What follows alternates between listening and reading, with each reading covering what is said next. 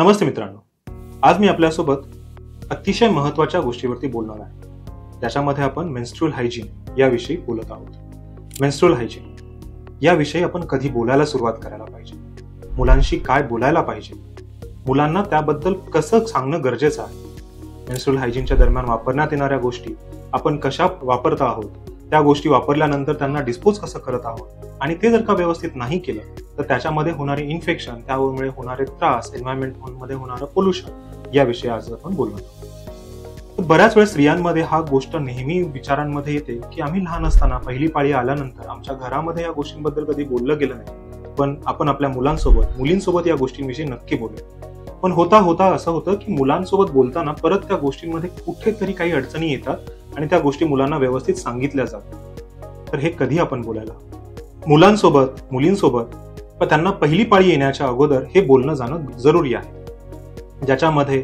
मुलींना बऱ्याच वेळेस असं सांगितलं जातं, सगळ्यात मोठी गोष्ट किंवा सगळ्यात मोठा प्रॉब्लेम तर इथेच होतो की त्यांना पहिल्याच वेळेस सांगितलं जातं की हे अशुद्ध रक्त आहे आणि तिथूनपासूनच अनहायजेनिक गोष्टी सुरू होतात. मुलांच्या डोक्यामध्ये, मनामध्ये या गोष्टी बिंबवल्या जातात किंवा राहून जातात की ही गोष्ट अशुद्ध आहे, ही गोष्ट वाईट आहे आणि त्याच्याकडे बघण्याचा दृष्टिकोनही तसाच होतो.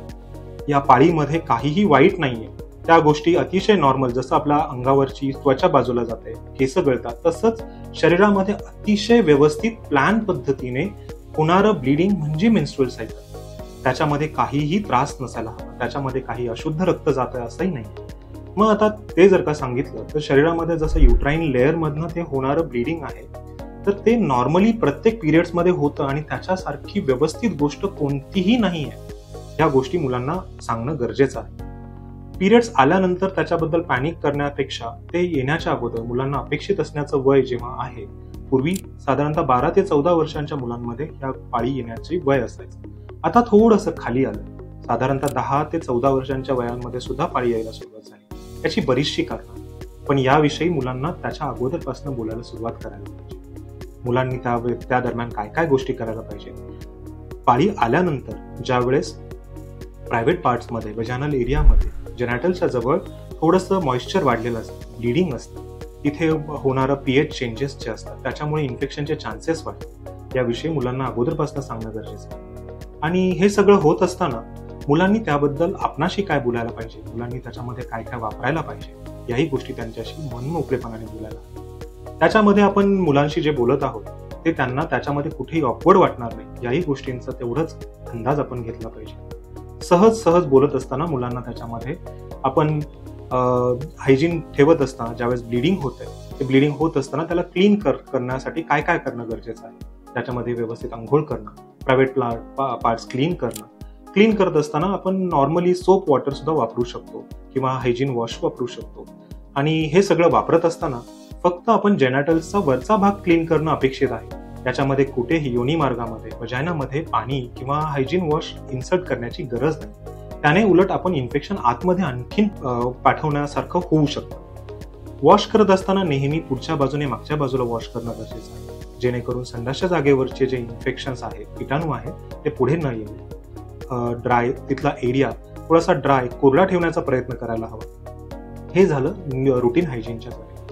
मग पिरियडच्या दरम्यान आपण नक्की काय वापरायला हवं. पिरियडच्या दरम्यान मध्ये घरानुसार, प्रत्येकाच्या फॅमिलीनुसार जशा काही गोष्टी आहेत त्या आपण वापरू शकतो. ज्याच्यामध्ये कापड असेल, सॅनिटरी पॅड्स असतील, टॅम्पून्स असतील, कप असतील, याही गोष्टी आपण वापरू शकतो. फक्त एक गोष्ट आहे की जर का आपण कापड वापरणार असणार आणि जर त्याच्यामध्ये परत ते वापरणार असणार तर ते स्वच्छ धुवून सूर्यप्रकाशामध्ये, कडक उन्हामध्ये तापवणं किंवा वाळवणं गरजेचं आहे, जेणेकरून त्याच्यामध्ये इन्फेक्शन काही राहू नये. त्यांना इस्त्री केलं तर जास्त चांगलं. पण शक्यतो जर का आपण डिस्पोजेबल गोष्टी वापरणार असाल तर त्या डिस्पोज कशा करायच्या हेही मुलांना तेवढ्याच लवकर आणि व्यवस्थित शिकवणं गरजेचं आहे. डिस्पोजेबल पॅड्स असतील तर ते डिस्पोजेबल पॅड्स आपण व्यवस्थित रॅप करून डस्टबिनमध्ये डिस्पोज करावं. मोकळ्यावरती टाकू नये, जेणेकरून कुत्री, मांजरं त्याला बाहेर काढतील आणि एन्व्हायरमेंटमध्ये त्याचं पोल्युशन सुरू होईल, इन्फेक्शन वाढतील. आपण जर का खेडेगावामध्ये राहत असाल तर ते जाळलं तरी चालेल, जमिनीमध्ये पुरले तरी सुद्धा चालेल. फक्त आपल्या टॉयलेट्समध्ये, ड्रिंकिंग वॉटर फॅसिलिटीजमध्ये, ड्रेनेजमध्ये त्यांना टाकू नका, कारण त्याच्यामुळे ब्लॉक होऊन बाकीचेही प्रॉब्लेम्स वाढतील. हे सगळं करत असताना मुलांना त्या गोष्टींबद्दल व्यवस्थित कळवणं आणि त्या गोष्टींबद्दल बोलणं तेवढंच गरजेचं आहे. या व्यतिरिक्त दुसऱ्या ज्या गोष्टी वापरू शकता त्याच्यामध्ये टॅम्पॉन्स, मेन्स्ट्रुअल कप्स याही गोष्टी आहेत. टॅम्पॉन्स वापरणं तसं चांगलं आहे, पण त्याच्यामध्येही तुम्ही कोणत्या साईजचा टॅम्पॉन वापरत आहात या गोष्टींबद्दल आपल्या डॉक्टरांशी किंवा घरामध्ये मोठ्या व्यक्तींशी बोलणं गरजेचं आहे. शक्यतो मिनिमम साईज टॅम्पॉन वापरणं, जेणेकरून जास्त वेळ तो आतमध्ये राहणार नाही आणि जास्त वेळ ब्लड आतमध्ये न साचून राहिल्यामुळे इन्फेक्शनचे चान्सेस कमी होतात. बऱ्याच वेळेस फॉरगॉटन टॅम्पॉन्समुळे जे स्टेफिलोकॉकल इन्फेक्शन्स होतात दे कॅन बी लिथल. त्याच्यामध्ये जीवाचा सुद्धा धोका होऊ शकतो. त्याच्यासाठी या गोष्टींवरती व्यवस्थित बोलणं गरजेचं आहे.